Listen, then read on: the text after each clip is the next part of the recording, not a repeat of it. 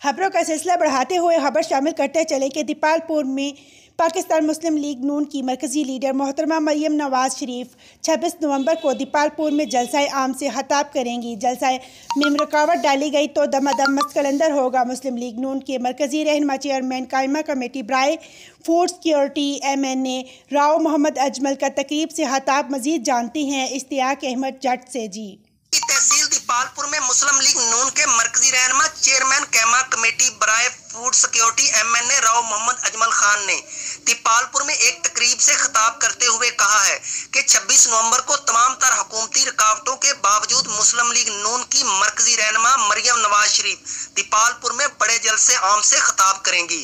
ये जलसा तमाम तर साबका रिकॉर्ड तोड़ देगा, जिसमें जिला भर से हजारों कारकुनान भरपूर शिरकत करेंगे। उन्होंने खबरदार किया कि अगर मुकामी इंतजामिया ने इस हवाले से कोई रुकावट डालने की कोशिश की तो कारकुनान का समंदर तमाम रुकावटों को अबूर करते हुए अपनी कैद का फकीयतुल मिसाल इस्तकबाल करेंगे और तमाम तर जिम्मेदारी इंतजामिया पर ऐद होगी। उन्होंने मजीद कहा कि महंगाई बेरोजगारी से तंग अवाम मियां नवाज शरीफ के दौरे हुकूमत को याद करते हैं, जब मुल्क की मुआशी तरक्की अरूज पर थी, रिकॉर्ड तरक्याती मंसूबे मुकम्मल हुए, मुल्क को अंधेरों से निकालकर रोशनियां दी गईं, दहशतगर्दी का खात्मा हुआ, शहरी खुशहाल हुए, किसान मुआशी तौर पर मजबूत था। मौजूदा हुकूमत की नाकाम मुआशी पॉलिसियों से महंगाई का तूफान बरपा है। हुकूमत आखिरी अचकोले खा रही है।